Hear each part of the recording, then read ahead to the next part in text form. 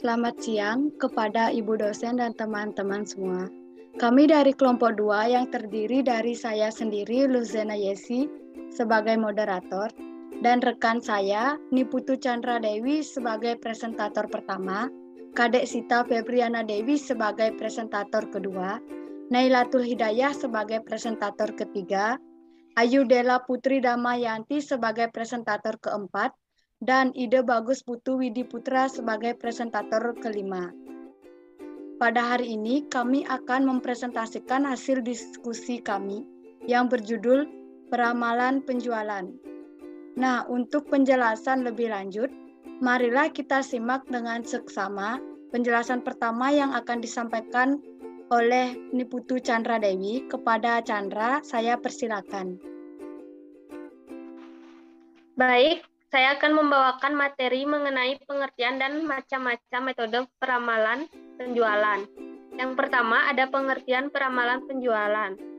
Perkiraan penjualan atau perkiraan penjualan adalah upaya untuk memprediksi penjualan di masa depan untuk jangka waktu tertentu dan dengan asumsi dasar tertentu, atau dasar perencanaan perkiraan penjualan penting untuk perencanaan produksi dan persediaan, penganggaran, program pemasaran, pembelian, dan alokasi sumber daya.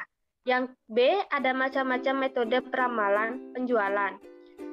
Untuk melakukan peramalan diperlukan metode tertentu dan metode mana yang digunakan tergantung dari data dan informasi yang akan diramal serta tujuan yang hendak dicapai. Dalam prakteknya dapat berbagai metode peramalan, antara lain yang pertama ada peramalan berdasarkan jangka waktu yang dibedakan menjadi 3, yaitu yang pertama ada peramalan jangka pendek atau kurang 1 tahun, umumnya kurang dari 3 bulan, digunakan untuk rencana pembelian, penjadwalan kerja, jumlah tingkat produksi. Yang kedua, ada peramalan atau 3 bulan hingga 3 tahun, di mana digunakan untuk perencanaan penjualan, perencanaan dan penganggaran produksi, dan menganalisis berbagai rencana operasi. Ada peramalan jangka panjang atau 3 tahun atau lebih yang digunakan untuk merencanakan produksi baru, penganggaran modal, lokasi fasilitas atau ekspansi, dan penelitian serta pengembangan. Yang kedua, ada peramalan berdasarkan rencana operasi yang dibagi menjadi 3, yaitu yang pertama ada ramalan ekonomi, di mana ramalan ini membahas siklus bisnis dengan memprediksi tingkat inflasi dan indikator perencanaan lainnya. Kedua, ada ramalan teknologi yang berkaitan dengan tingkat kemajuan teknologi dan produk baru. Yang ketiga, ada ramalan permintaan yang berkaitan dengan proyeksi permintaan terhadap produk perusahaan.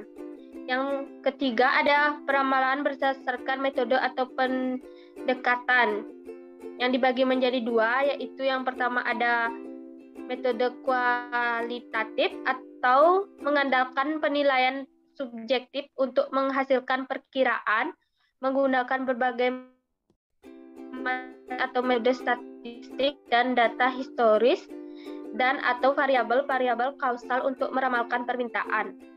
Yang terakhir ada metode kuantitatif yang dimana mengandalkan untuk menghasilkan angka prediksi menggunakan intuisi, pengalaman pribadi, dan berdasarkan pendapat dari yang melakukan peramalan. Baik, sekian presentasi, saya kembalikan ke moderator.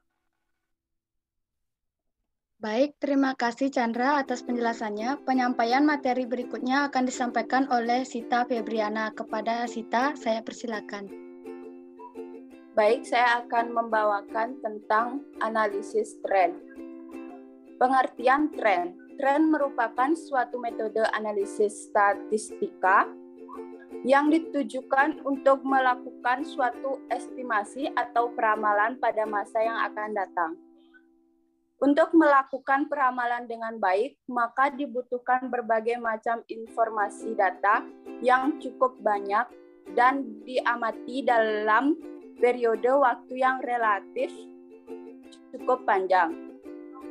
Sehingga hasil analisis tersebut dapat mengetahui sampai berapa besar fluktuasi yang terjadi dan faktor-faktor apa saja yang memengaruhi terhadap perubahan tersebut. Secara teoritis, dalam analisis time series atau runtun waktu, yang paling menentukan adalah kualitas atau keakuratan dari informasi atau data-data yang dikumpulkan.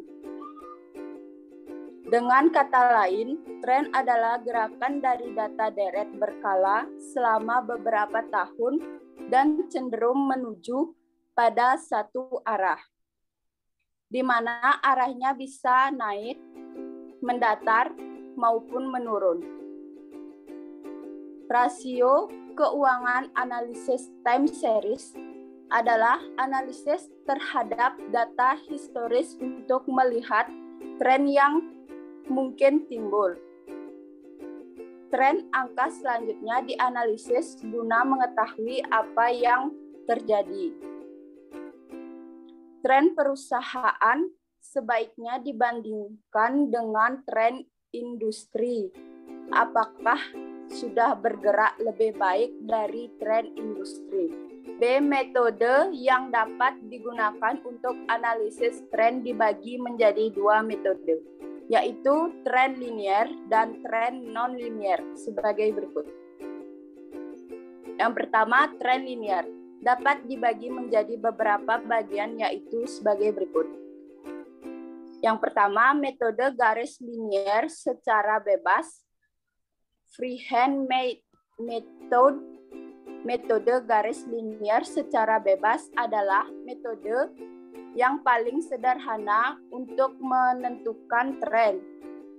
Sangat sederhana, metode garis linear secara bebas adalah untuk menciptakan sebuah garis tren sesuai dengan apa yang kita lihat menggambar dengan mata garis tren. Yang kedua, metode setengah rata-rata, semi-average.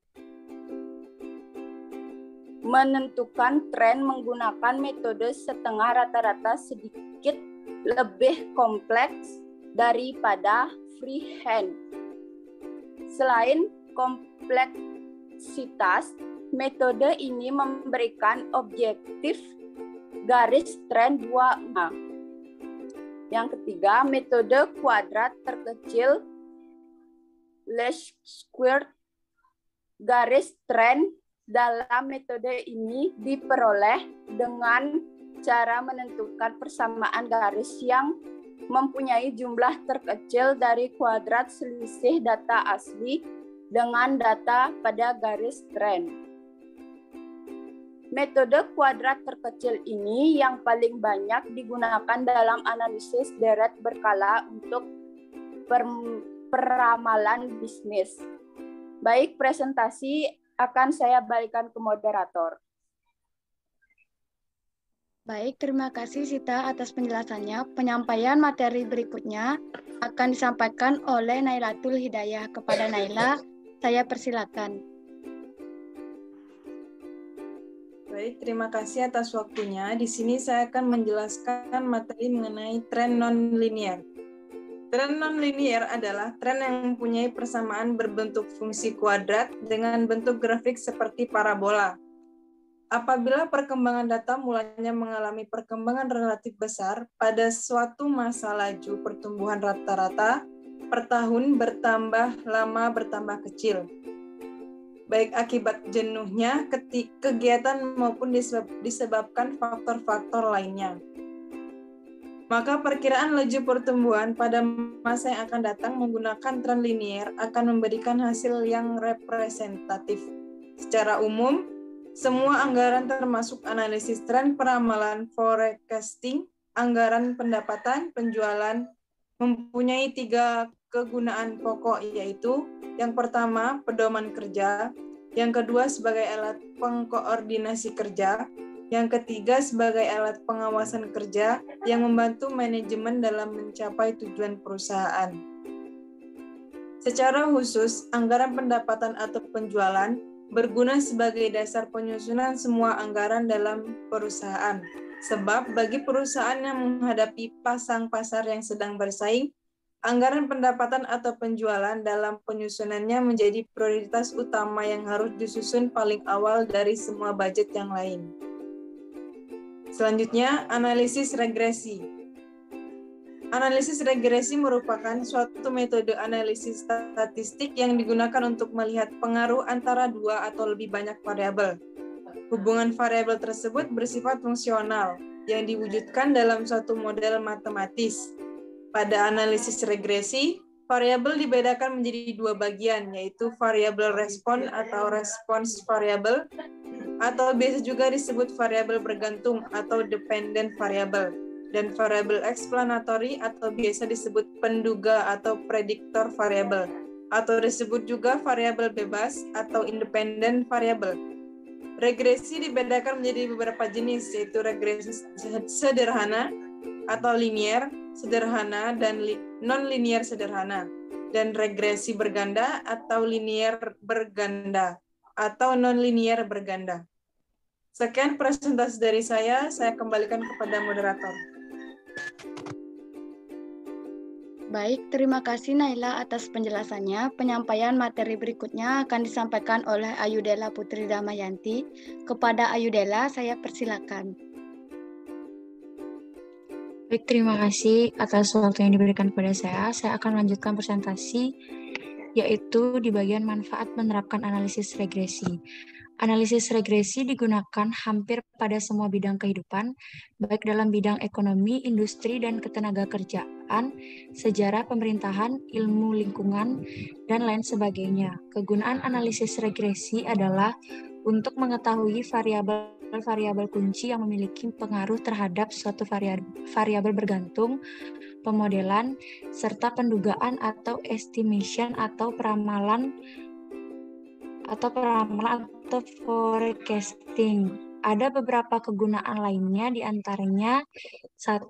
Membuat estimasi rata-rata dan nilai variabel tergantung dengan didasarkan pada nilai variabel bebas. 2. Untuk menguji hipotesis karakteristik dependensi. 3. Meramalkan nilai rata-rata variabel bebas yang didasari nilai variabel bebas di luar jangkauan sampel. Selanjutnya yaitu ada contoh analisis regresi sederhana. Analisis regresi sederhana adalah sebuah metode pendekatan untuk pemodelan hubungan antara satu variabel dependen dan satu variabel independen. Dalam analisis regresi sederhana, hubungan antara variabel bersifat linear di mana perubahan pada variabel X akan diikuti oleh perubahan pada variabel Y secara tetap. Sementara pada hubungan non-linear, perubahan variabel X tidak diikuti dengan perubahan variabel Y secara proporsional. Misalnya pada mode kuadratik, perubahan X diikuti oleh kuadrat dari variabel X. Hubungan demikian tidak bersifat linear. Baik, presentasi segitu saja. Saya kembalikan kepada moderator. Baik, terima kasih Ayudela atas penjelasannya. Penyampaian materi berikutnya akan disampaikan oleh Ide Bagus Widi Putra. Kepada Widi, saya persilakan. Baik, saya akan melanjutkan jenis-jenis analisa regresi. Secara matematis, model analisis regresi linear sederhana adalah sebagai berikut, yaitu Y sama dengan A plus BX plus Y. Y yang artinya variabel dependen atau respon, A yang artinya interpen atau konstansa, B yang artinya koefisien regresi atau slope, yang E artinya residual atau error. Selanjutnya, model regresi linear ideal. Berapa model regresi linear sederhana yang memenuhi beberapa asumsi berikut. Yang pertama, exogeneitas yang lemah. Sebelum menggunakan analisis regresi, kita harus paham bahwa analisis ini mensyaratkan bahwa variabel X bersifat fix atau tetap, sementara variabel Y bersifat. Yang kedua, linearitas. Model analisis regresi bersifat linear artinya kenaikan variabel X harus diikuti secara proporsional oleh kenaikan variabel Y. Yang ketiga, varian error yang konstan. Ini menjelaskan bahwa varian error atau varian residual yang tidak berubah-ubah pada respon yang berbeda. Asumsi ini lebih dikenal dengan asumsi homokedasitas. Yang keempat, autokorelasi untuk data time series. Asumsi ini melihat pengaruh variabel log waktu sebelum terhadap variabel Y. Selanjutnya, konsep regresi berganda. Regresi linear berganda. Analisis regresi linear berganda adalah hubungan secara linear antara dua atau lebih variabel independen X1, X2, sampai Xn dengan variabel dependen Y.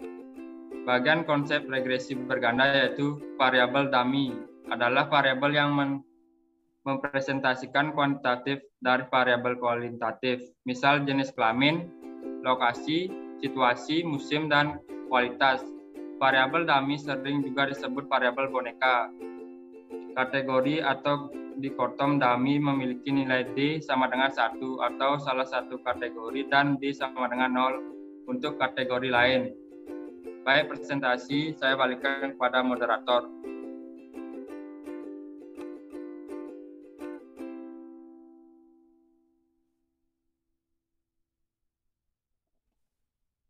Baiklah, kita sudah mendengar penjelasan tentang peramalan penjualan. Kami dari kelompok 2 izin pamit undur diri. Terima kasih atas perhatiannya. Mohon maaf apabila ada kesalahan kata. Terima kasih.